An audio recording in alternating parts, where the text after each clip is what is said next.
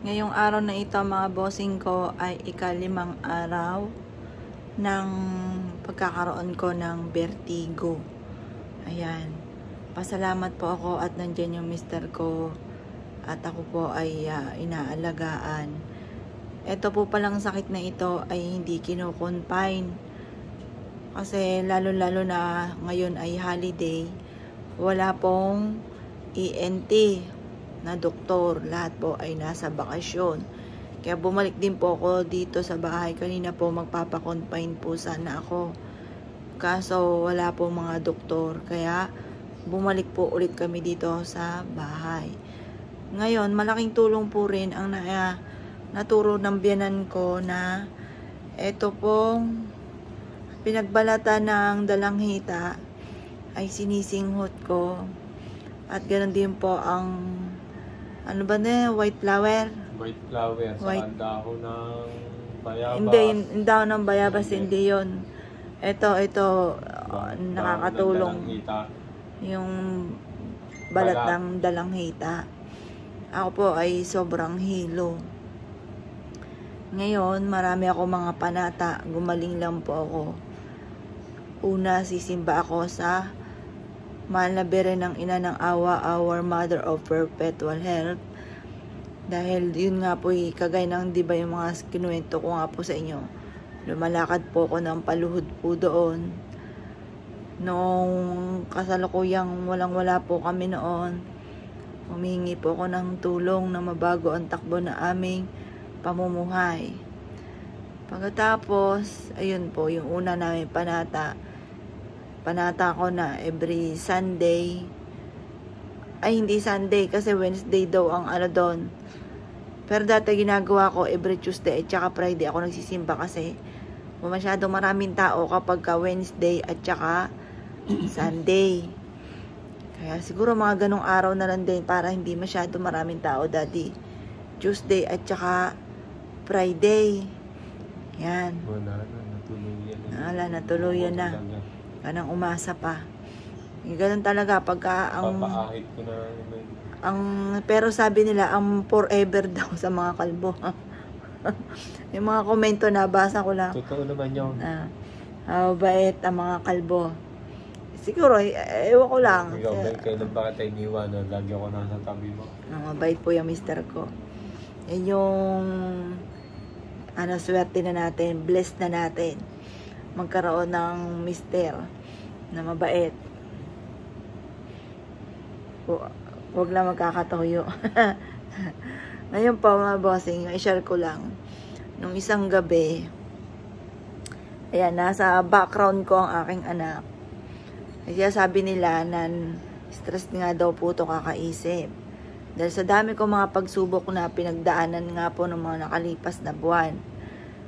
Pero sabi naman, sa tenga daw po ito. Dati natin may problema tayo, yung sipon ko ba, pumupunta lagi sa tenga. Ayan, tas ngayon, problema daw talaga to sa tenga. Humuhugong po yung kanan ko po na tenga. Ngayon, isang gabi, hindi ko na may iniisip na yung anak ko at sabi nga po, huwag ko isipin ng isipin, lalong nalala daw po ito. Wala talaga sa isipan ko. Pero biglang namalikmata po ako. Nandun po siya sa salamin doon. Yan po kasi favorite niyan sa salaminan. Nandun po siya nananalamin. Nakasuot po siya ng FEU na uniform. Parang papasok na po siya. Yun.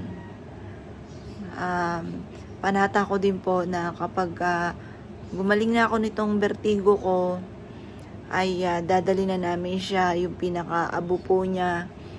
Doon nga po sa Heaven's Park, kumbaga.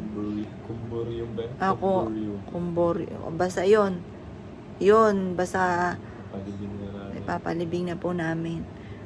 Kasi, yun nga po, sabi nga lang po nila, na kapag daw sa loob ng bahay nakalagay, parang yung mga miyembro ng pamilya ay magkakaroon ng karamdaman. Kaya, pero sa puso't isipan ay hindi mawawala ang pinakamaganda kong anak. Ayan. Mahal na mahal naman po yan eh. Tapos, plano ko din po na dahil tatatlo lang po kami dito, aalog-alog po kami. Malaki po itong lugar po namin. Yung mga pamangkin ko, tsaka yung kapatid ko, na 3 yung anak, dito na lang sila. Sama-sama na kami para pag nag-video ko kagaya ng ibang vlogger, pati mga pamangkin kasama. Para masaya, mas marami. Yan. Kaya sasama ko na po siya. Ito po yung isa kong pamangkin. Say hi ka, Sander. Yan. Tapos, yun naman yung aking anak na isa. Yan, dito na po sila ngayon. Sabi ko, gumaling lang po ako. Aayusin po muna namin yung kabila dahil doon sila mag-i-stay. Tapos si Jovelyn, dadali na po namin sa Columbarium. Yun. Columbarium. Basta yun po yun. Dadali na po namin siya doon. Mapaayos na kaya kami, ano? Mapaayos na kami, Kaya sinisingot ko po ito kasi sobrang nahihilo po ako, lalo na pagka kung saan-saan ako natingin. Basta hindi mo lang yun, no? Masyado malapit yung cellphone mo. Ayan po. Kaya kayo po mga bossing, ingat po kayo palagi. Huwag niyo po akong gagayahin isip ng isip. Nasa dami ko naman po talagang mga pagsubok ko na pinagdaanan. Ayan. Sabi nga ng anak kong bunso, 2023 daw po ang pinakapangit na taon. Na marami din doon nagsasabi doon sa games nila na pangit daw po ang taon na ito ng 2023. Year of the Rabbit.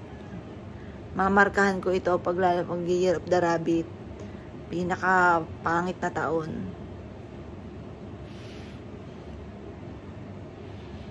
Ang pogi na mister ko. Ganyan ako sunblock. Tinatanggal ko yung pekas. Napapapogi yan. Pogi niyan oh. Smile na. Pakita mo yung dimple. Dali, pakita mo. Dimple. Lumabas tuloy ang katawan mo sa nailong mo. Nak. Pumaya. Ganun oh. Wala, balat. Wala. Balat na lang natira.